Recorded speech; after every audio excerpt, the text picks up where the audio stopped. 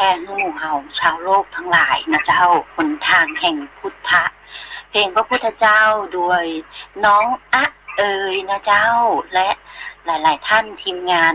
ตรงนี้ต้องขออนุญาตออกทางอากาศนี้เลยนะเจ้าเพราะว่าเปิดเพื่อสาธารณกุศลนะเจ้าด้วยรายการของ104.5 เมกะเฮิรตซ์เป็นรายการเพื่อ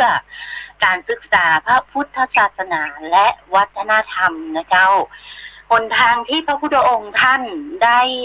นำมาเผยแพร่ให้เรา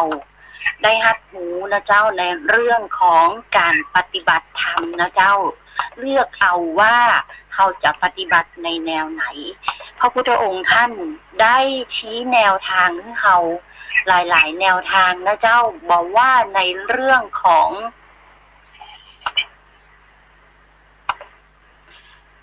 กรรมฐาน40นะเจ้ากรรมฐาน40กองหรือ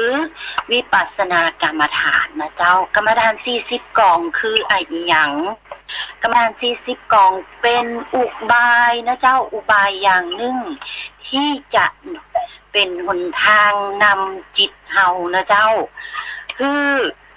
สงบระงับจากอกุศลนิวรณ์ทั้งหลายนะเจ้าการติดตามดูจิตนะเจ้าดูจิตคือ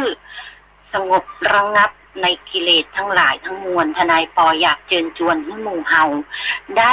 เลือกทำเอานะเจ้าบอกว่าในลักษณะไหนนะเจ้าสมถกรรมฐานหมายถึงกรรมฐานอันเป็น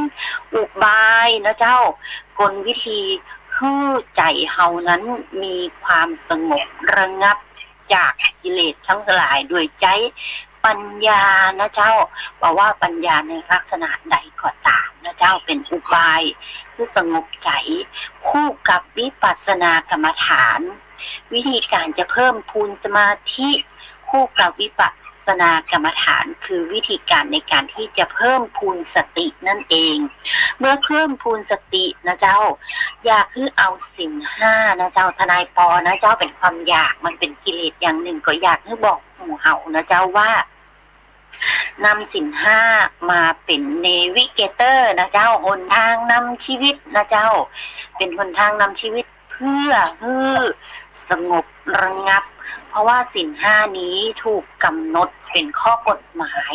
เป็นแนวทางในการกำหนดเป็นข้อกฎหมายในกฎหมายอาญาเจ้า